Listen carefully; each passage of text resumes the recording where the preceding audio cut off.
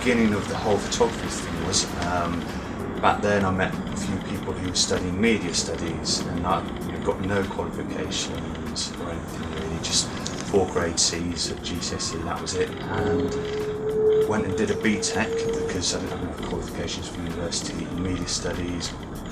Got a good grade with that, went to university, did film studies for a year, but it was sort of taught like a science, and so then did photojournalism and came out with the first, and then started off doing a bit of portraiture and then worked on the papers and things, and then I sort of started to get a bit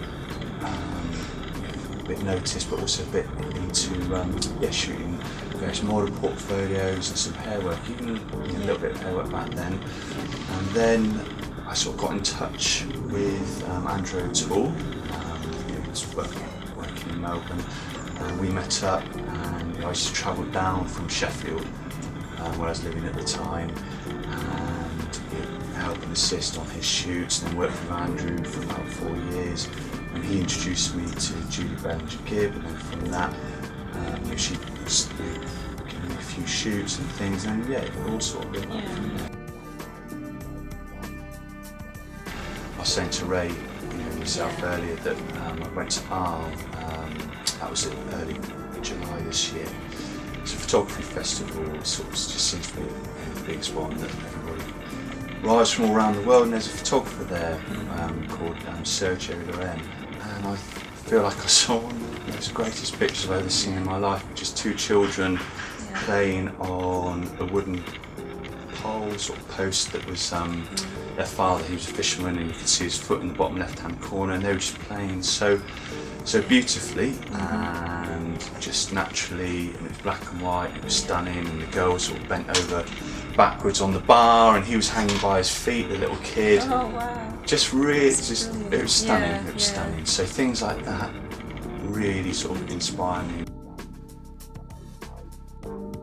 In every picture you're just looking for that sheer moment, whether it's, often it's something that the model or the subject would do or give, and then it's your role as a photographer to either find that, you use the different methods of finding that, or see that through your rectangle, because your world is just that rectangle. Once that camera comes up to your face, that is everything.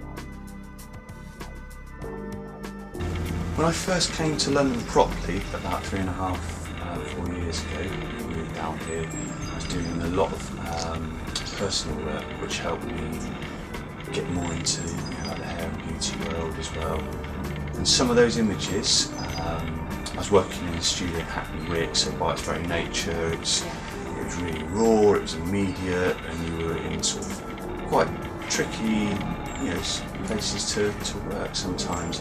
I was working with some cool, various hairstylists, some amazing Japanese guys, also various really strong London hairdressers as well, and we just worked on just creating really, really beautiful, strong editorial with a lot of sense of depth, sense of shadows, using various flags and things, and for me that was just really exciting. It is, because a hair award shoot is it's just it's so important to the client as well, because the hair awards, the kind of the biggest arena in our industry really. So every single shoot is treated with maximum respect, and we begin the whole process. And the hair awards give me as a photographer quite a lot of freedom as well, in terms of lighting and painting backgrounds, developing various concepts, always with the client, but also on the other side of that you have very experienced hairdressers who really know exactly what they want. They come with a concept, and then we bounce ideas about bringing that concept to life. I'm glad you asked about Iceland. It was an amazing trip. We went out there for 5 days. We did a casting on the first day. I was after doing a bit of a recce of different locations and things, and like 11 or 12 girls turn up at the casting.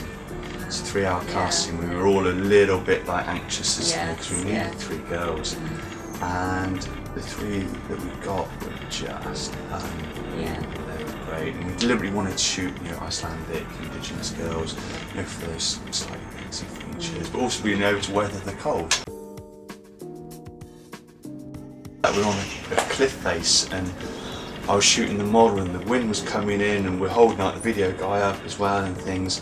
And the stylist, Claire, she was just ended up screaming at me saying, "Jack, you're getting too close to the cliff with the model and things." Of course, I'm in that moment, so I'm like, who says photography isn't dangerous?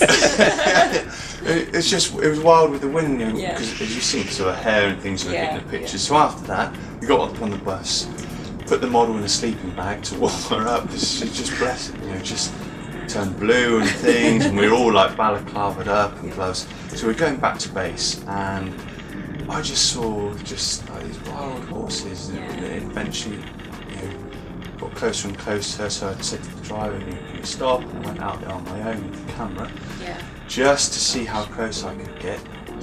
And then I was like, so guys, we need to get in a shot here. And everyone was a bit like, "Oh God, can we sort of get back?" And we were getting like the smiles and things. And so, we just all went outside. And those pictures were kind of made the shoot. I think you just know when you've got to get that shot, don't you? The horses sort of slowly coming over. We slowly got the model in a bit closer, but we couldn't get too close to them. They were wild, and it was great. So I sort of sat down on the floor. Got Svala in the position. She was the model that was shooting at that time, and she just looked absolutely stunning. The wind just blowing her hair backwards, and she was looking out. And we had a beautiful David Coleman coat, just coming down and sort of spraying in the wind. And then I stayed where I was, and I slowly got her to move closer to the horse. And then I slowly moved in, and then that's when we got the picture. Like the hair looking like it's all intertwined with the horse and things. So that was, You went away happy. We drove past this. We didn't know what it was, so I had to go out and have a look, and it was hanging cod. Really? In the middle of nowhere.